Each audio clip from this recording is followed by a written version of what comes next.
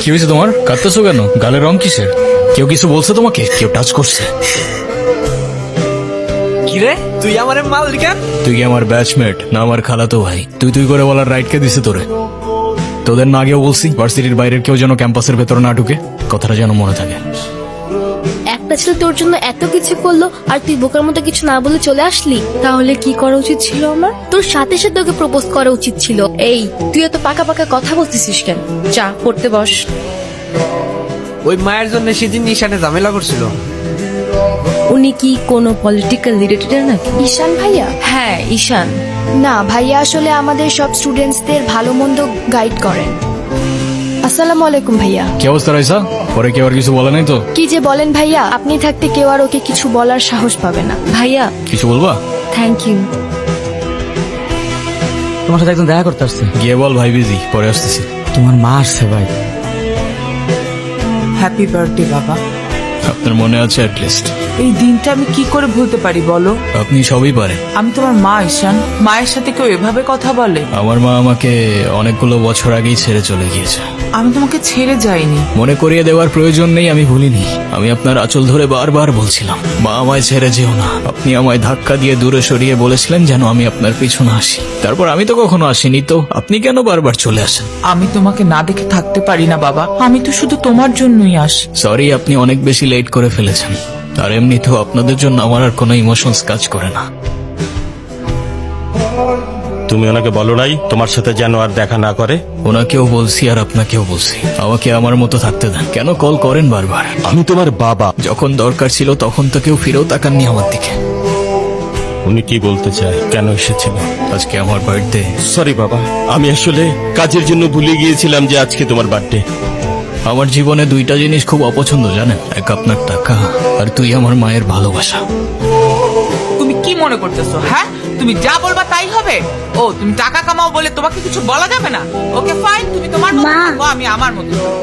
দেখো না মা, যাও তো। কি রে, কি হইছে? আমার মনে হচ্ছে তুই ঈশান ভাইয়ের সাথে দেখা করতে চাচ্ছিস। আমি ভার্সিটিতে পড়াশোনা করতে যাচ্ছি, এইসব করতে না। আমার কি মনে হয় জানিস, ঈশান ভাইয়া তোকে পছন্দ করে। তোকে তো এসে বলে গেছে তাই না?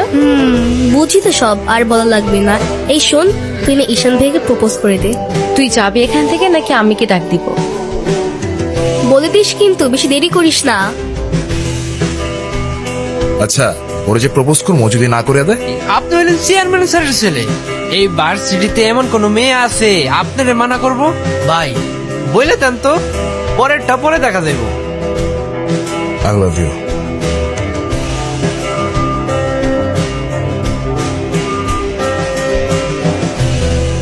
তুই কি ডিরেক্ট প্রপোজ করে দিছিস? সবকিছু কি ডিরেক্ট বলতে হয়? কিছুটা তো বুঝেও নিতে হয়। আচ্ছা, যদি না বুঝে, এই আপু তুই ভাইকে ফোন দিয়ে বলে দে না। অসম্ভব, আমি কাউকে কল দিতে পারবো না। ভয় পাচ্ছিস তুই? ও বাঘ নাকি ভাল্লুক যে ওকে ভয় পাবো? আচ্ছা, তোর দেওয়া লাগবে না, আমি দিচ্ছি। হ্যালো, আসসালামু আলাইকুম। কে বলছেন?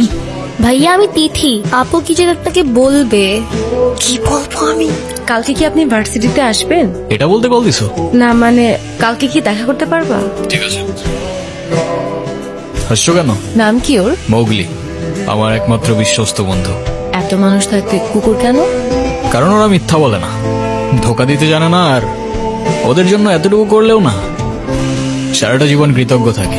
আপনি নিজেকে যেমন দেখান, আপনি আসলে এরকম না। কেমন দেখাই আমি? এই যে মনে হয় নিজেকে নিজের থেকে লুকিয়ে রাখছেন। নিজেকে নিজের থেকে লুকিয়ে যদি একটু ভালো থাকা যায় সেটাই বেটার অপশন। আপনারা তো কষ্ট কিসের? জেনে কি করবা? বলে দিলে তো আর কমে যাবে না, তাই না?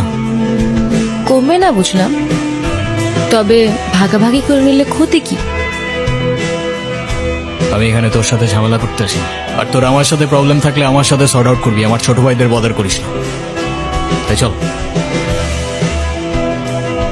তুই ওদের সাথে ঝামেলা করতে গেছিস কেন? তুই কি রাস্তার পোলাপান যার তার সাথে মারামারি করবি? ভাই আমি কেমনি এমনি ঝগড়া করতে গেছি। কেন ওরা তোর ঘাড়ে উঠা বসছিল? ভাই অনুতির গায়ে হাত দিয়েছে ওরা। ভাই ভাই বাদ দাও না ভাই, চলো ভাই। তুই যা ভাই চলো না ভাই। তোরে যাইতে বলছি আমি।